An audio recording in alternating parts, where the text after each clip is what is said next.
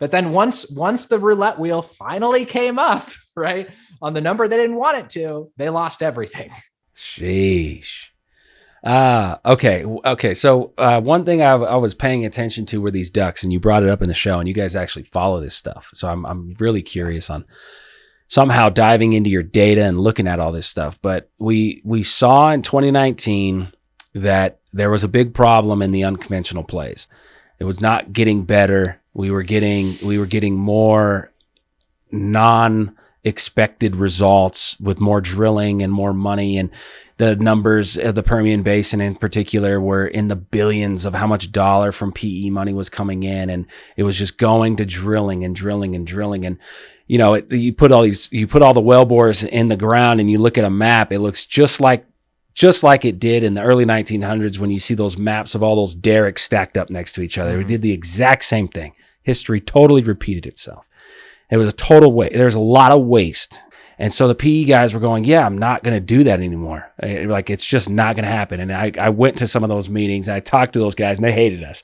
Right? They're like, I don't care. You're oil and gas. I don't care what you have to say. I'm not interested because of how difficult that was. And you see that coming in 2019, the challenge there, and the idea that, okay, drilling money is probably not coming back anytime soon. What are we doing? Well, we have thousands of ducks. We had thousands of drilled uncompleted wells. We did one of our very first shows in 2019 about that, these ducks, the amount of ducks. And then we see 2020 come in, and all of a sudden the frack crews were out there going pretty, bananas. We were seeing like 100 wells fracked a month kind of thing. Boom, boom, boom.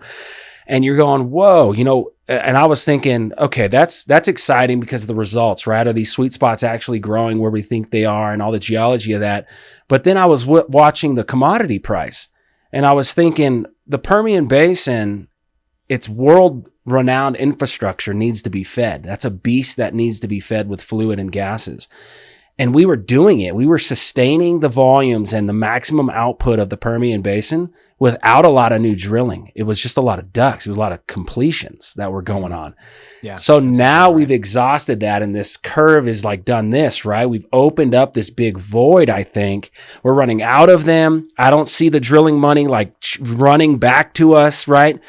I'm arguing that the prices of oil and gas could be going the total opposite that we saw in 2020 when it went negative. I think we might be arriving at a time at the end of summer, sometime at the end of this year. We might be arriving at a very volatile time in the market. What do you think about that hypothesis? Oh, I agree. It's definitely going to be super volatile, and it's all on the supply side. And your story is absolutely correct. We had an overhang of ducks. We completed them. There's no ducks left.